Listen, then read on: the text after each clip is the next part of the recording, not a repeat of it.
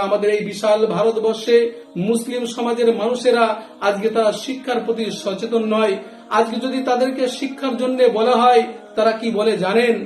যে এই ভারতবর্ষে মুসলমানদের চাকরি হবে না, বেকার টাকা পয়সা খরচ করে কি লাভ, তাই তারা টেকনিক্যাল কিছু কাজ শিখে জীবিকা অর্জন করে।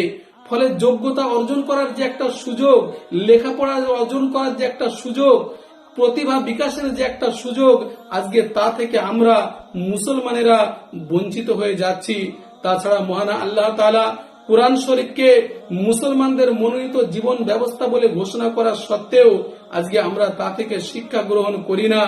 আজকে সবচেয়ে বড় দুঃখের বিষয়, সবচেয়ে বড় বেদনার বিষয়, সবচেয়ে বড় দুর্ভাগ্যের বিষয় যে আজকে কোনটা ইসলাম আর কোনটা সন্ত্রাসবাদ তার ব্যাখ্যা শোনার জন্য আজকে মুসলমান দেশের রাষ্ট্রনেতাদের আজকে আমেরিকার হোয়াইট হাউসের দিকে তাকিয়ে থাকতে হয়।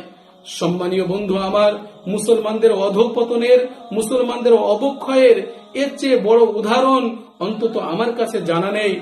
সেই জন্য আমি করজোরে অনুরোধ করব, আজকে আমাদের সন্তানদেরকে, আমাদের বাচ্চাদেরকে সাধারণ শিক্ষার সঙ্গে সঙ্গে কুরআন ও হাদিসের শিক্ষা দেওয়ার ব্যবস্থা করা।